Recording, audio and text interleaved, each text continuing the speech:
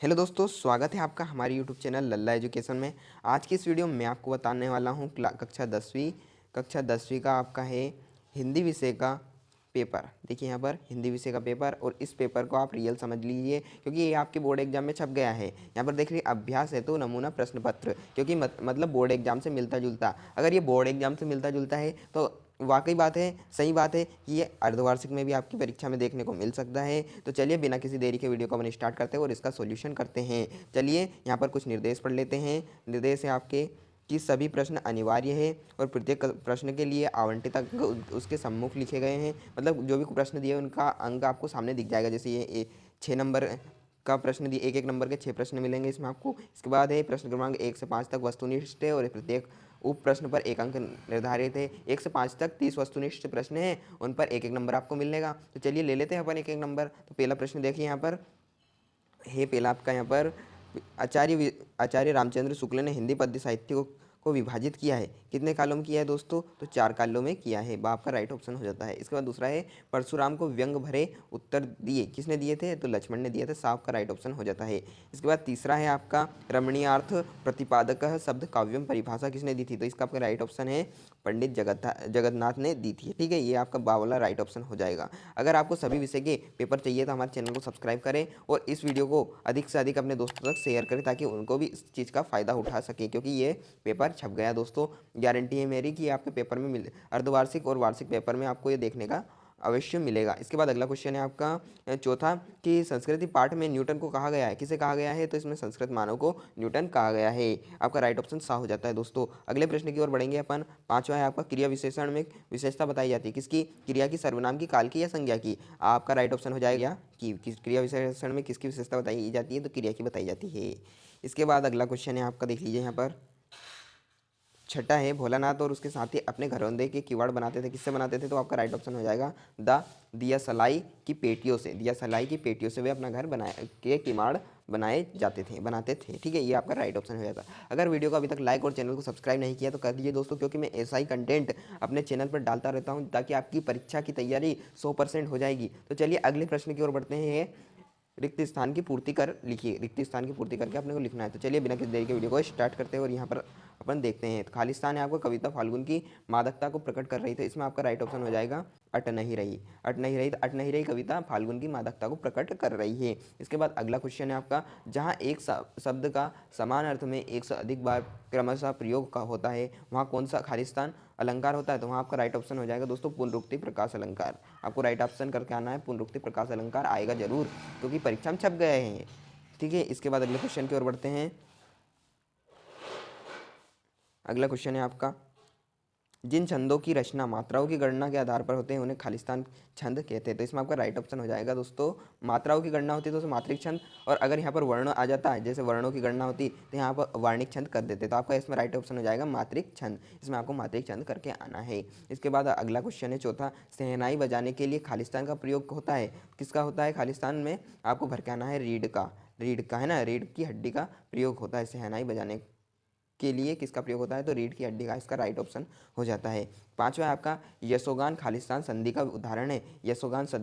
खालिस्तान संधि का उदाहरण है तो इसमें आपका राइट ऑप्शन हो जाएगा विसर्ग संधि। विसर्ग संधि, इसमें आपको राइट ऑप्शन करके आना है। इसका सही ऑप्शन है दोस्तों। इसके बाद छठा है आपका, कवि लोग स्टॉक में खालिस्तान फिल्म की शूटिंग हुई थी। कौन सी फिल्म की शूटिंग हुई थी? तो दोस्तों आपको राइट ऑप्शन करके आना है गाइड फिल्म की शूटिंग हुई थी वहाँ पर, है ना, कवि लोग स्टॉक में। तो यहाँ पर अपने रिक्त स्थान कंप्लीट हो जाते हैं। तो चलिए अगले क्वेश्चन की ओर बढ़ते हैं। अगला क्वेश्चन क्या है आपका यहाँ पर, निम्नलिखित प्रश्नों के कथनों के समक्ष सत्यासत्य लिखिए। सत्यासत्य बताना है। ठीक है, तो पहला है आपका वात्सल्य और श्रृंगार रस के श्रेष्ठ कवि सूरदास को माना गया है। बिल्कुल राइट ऑप्शन हो जाएगा, सूरदास को ही सर्वश्रेष्ठ कवि माना गया है दोस्तों। जहाँ किसी वस्तु या विषय का वर्णन बड़ा चढ़ाकर किया जाता है वहाँ अन्योक्ति अलंकार होता है, यह असत्य है। जहाँ बड़ा चढ़ाकर बात की जाती है उसे अतिशयोक्ति अलंकार कहा जाता है। मेरे शब्दों पर ध्यान दीजिएगा, उसे क्या कहा जाता है? अतिशयोक्ति अलंकार। ठीक है, ये अपना दूसरा क्वेश्चन हो गया। इसके बाद मन्नू भंडारी अपने भाइयों के साथ गुल्ली डंडा भी खेलती थी। बिल्कुल सत्य बात है दोस्तों, पढ़ने के साथ गुल्ली डंडा भी खेलती थी। इसके बाद चौथा है आपका, रेखा चित्र को शब्द चित्र भी कहते हैं। बिल्कुल सत्य बात है, रेखा चित्र को शब्द चित्र भी कहते हैं। राइट ऑप्शन आपका हो जाता है। इसके बाद पांचवा है, राम बाजार जाता है एक आज्ञावाचक वाक्य नहीं, ये आज्ञावाचक वाक्य नहीं है, तो इसलिए आपको इसे असत्य करके आना है। ठीक है, इसका बाद है छठा आपका हिरोशिमा भारत में है, असत्य। हिरोशिमा तो जापान में दोस्तों, तो इसमें आपको असत्य करके आना है। चलिए अगले क्वेश्चन की ओर बढ़ते हैं। अगला है आपका सही जोड़ी का मिलान कर लिखिए। तो सही जोड़ी का आपको मिलान मिलान करके लिखना है। पहला है आपका आधुनिक कबीर। तो आधुनिक कबीर किसे कहा गया, कबीर किसे कहा गया है, तो आपका राइट ऑप्शन हो जाएगा नागार्जुन। इसके बाद चौपाई है, चौपाई है तो चौपाई एक सम्मात्रिक छंद है दोस्तों, सम्मात्रिक छंद पर आप लगा देते हैं, ये आपका सम्मात्रिक छंद लग गया। इसके बाद बालम खीरा, बालम खीरा में आपका राइट ऑप्शन हो जाता है लखनऊ, लखनऊ है ना, लखनऊ। ठीक है, लखनऊ हो जाता है। इसके बाद समाज के प्रकार होते हैं, तो समाज के 6 प्रकार होते हैं, 6 प्रकार होते हैं, तो 6 पे आपको लगा देना है। इसका सबसे आगे रहने वाला, सबसे आगे रहने वाला क्या कहलाता है, अग्रणी कहलाता है, तो अग्रणी 5वें का आपको खा लगा देना आंसर, 5वें का खा लगा देना। ठीक है, इसके बाद ऊंच नीच में बई कियारी, इसका आपका राइट ऑप्शन हो जाएगा का, तो इसमें आपको का वाला ऑप्शन लगा देना है। चलिए ये तो अपने प्रश्न 4 अपना कंप्लीट होता है। अगले क्वेश्चन की ओर बढ़ते हैं। अगला क्वेश्चन है आपका यहाँ पर, अगला क्वेश्चन है आपका एक शब्द वाक्य वाले, एक वाक्य में उत्तर देना है यहाँ पर। ठीक है, तो चलिए पहला है आपका कि कवि का निराला उत्साह किस गीत किसे संबोधित करता है, तो किसे करता है दोस्तों, बादलों को संबोधित करता है। इसमें राइट ऑप्शन आपको लगा देना है कि बादलों को ये संबोधित करता है। ठीक है, बादलों को संबोधित करता है। रस किसे कहता है, रस तो आपको पता ही होगा, जिस काव्यों को पढ़ने या सुनने से आनंद की अनुभूति होती है उसे रस कहते हैं। वेरी आसान क्वेश्चन है। इसके बाद तीसरा है आपका संस्कृति निबंध हमें किससे टकराने की प्रेरणा देता है, किससे टकराने की प्रेरणा देता है दोस्तों, तो आपका राइट ऑप्शन हो जाता है संस्कृति से जुड़े जटिल प्रश्नों से टकराने की प्रेरणा देता है। संस्कृति, जो हमारी संस्कृति से जुड़े जटिल प्रश्न हैं उनसे हमें टकराने की प्रेरणा देता है। इसके बाद वीर रस की कविता में कौन सा शब्द गुण होता है, तो राइट ऑप्शन आपको करके आना है ओज गुण होता है दोस्तों। कौन सा गुण होता है, ओज गुण होता है। इसके बाद है आपका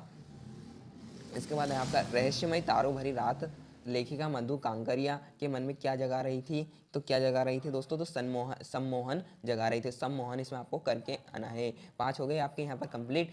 छठा है आपका लेखक अज्ञे ने हिरोशिमा कविता कहाँ बैठकर लिखी थी, तो कहाँ बैठकर लिखी थी, तो हवाई जहाज में बैठकर लिखी थी। तो ये छठा भी अपना कंप्लीट हो जाता है। चलिए आगे का क्वेश्चन देख लेते हैं। तो 6 है आपका रीतिकालीन काव्य की कोई दो विशेषता या प्रवृत्तियां लिखिए। तो वेरी आसान है दोस्तों, इसको आपको कर लेना है, वेरी एमपी क्वेश्चन है। अगर इन सभी का क्वेश्चनों का आपका पीडीएफ सहित हल चाहिए तो कमेंट में बताइए, हम इसका हल आपको प्रोवाइड करवाएंगे। इसके बाद इसका अथवा नई कविता की कोई 2 विशेषता या प्रवृत्तियां लिखना, विशेषता आपको 2 नंबर में पूछी जाएगी, तो इसे तैयार कीजिएगा। इसके बाद आपका है कि तुलसीदास अथवा जयशंकर प्रसाद की काव्यगत विशेषताएं निम्नलिखित बिंदु के आधार पर लिखना है। 2 रचनाएं भाव पक्ष या कला पक्ष, तो आपको तुलसीदास की 2 रचना लिखनी है, या अथवा में दिया आपका जयशंकर प्रसाद की आपकी 2 रचनाएं लिखनी है। तो तुलसीदास की वो है तो रामचरित मानस, इस प्रकार से आप कर सकते हैं या देख सकते हैं, और जयशंकर प्रसाद की एक कामायनी जो मुझे याद है। अगर इस सभी का आपको आंसर चाहिए तो कमेंट में बताइए।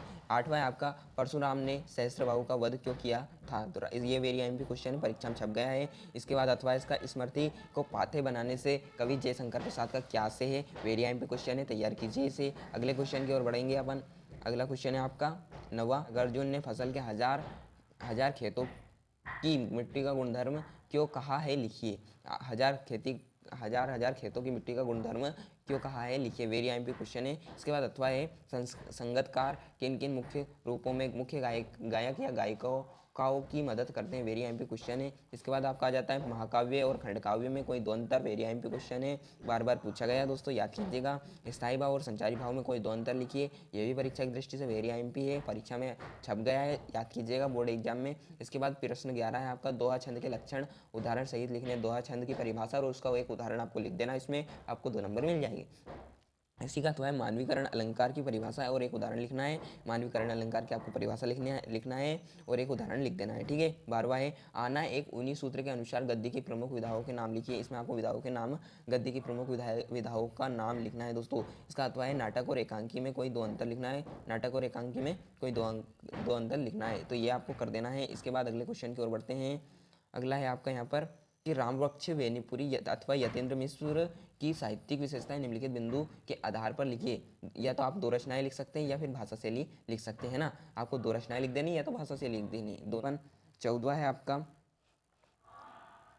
14 है आपका कि कैप्टन बार बार मूर्ति पर चश्मा क्यों लगा देता था, कैप्टन बार बार चश्मा मूर्ति पर क्यों लगा देता था, आपको परीक्षा में छप गया, वेरी आईएमपी क्वेश्चन है। इसके बाद अथवा बाल गोविंद भगत की पुत्रवधु उन्हें अकेला क्यों नहीं छोड़ना चाहती थी, वेरी आईएमपी क्वेश्चन है। इसके बाद 15वां है आपका सुशिरवाद्यों से क्या अभिप्राय है, शहनाई को सुशिरवाद्यों में शाह की उपाधि क्यों दी गई है, वेरी आईएमपी क्वेश्चन है। अथवा है किन महत्वपूर्ण आवश्यकताओं की पूर्ति के लिए सुई धागे का आविष्कार हुआ होगा, वेरी आईएमपी क्वेश्चन है, याद कीजिएगा, परीक्षा में छप गया है। निम्नलिखित में इन सभी का मैं आंसर क्यों नहीं करवा रहा हूँ, क्योंकि मैं इसका आंसर पीडीएफ सहित आपको देने वाला हूँ। अगर आप इसे कमेंट करेंगे तो मैं इन सभी के क्वेश्चन आंसर आपको प्रोवाइड करवाऊंगा दोस्तों। तो आपको क्या करना है, रिस्पॉन्स आपको कमेंट में देना है, ताकि मैं समझ सकूँ कि मेरी वीडियो जहाँ तक जा रही है बच्चों तक, और उन्हें आंसर चाहिए तो मैं उन्हें आंसर दूंगा इस वीडियो के माध्यम से। तो चलिए, आपको कमेंट तो करना पड़ेगा।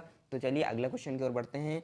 निम्नलिखित वाक्यांश के लिए एक शब्द के लिखिए। देखिए, एक शब्द में आपको लिख देना है, पूरब की ओर बहने वाली हवाओं को क्या कहते हैं, तो व्यापारिक पवनें कहते हैं उसे, और जिसे बांटा ना जा सके उसे अविभाज्य कहते हैं, है ना। और निम्नलिखित मुहावरों का अर्थ लिखते हुए वाक्य में प्रयोग करना, इनका अर्थ बताना और वाक्य में प्रयोग करना है, ठीक है। एक और एक 11 होना, भाग जाना वो मुझे देखकर, एक और एक 11 हो गया, ये आप वाक्य में प्रयोग कर सकते हैं। दूसरा आपका इतिश्री होना मतलब समाप्त होना, महात्मा गांधी के मरने के बाद जग बिल्कुल समाप्त हो गया, इस प्रकार से आप बनाकर लिख सकते हैं, आपको अर्थ पता होगा तो। इसके बाद 17वां है आपका वेरी आईएमपी क्वेश्चन 2 नंबर में, भोलानाथ अपने साथियों को देखकर सिसकना क्यों भूल जाता है, लिखिए। इसका अथवा है आपका गंतों को मेहनतकश बादशाहों का शहर क्यों कहा गया है, लिखिए। तो ये भी वेरी आईएमपी क्वेश्चन है।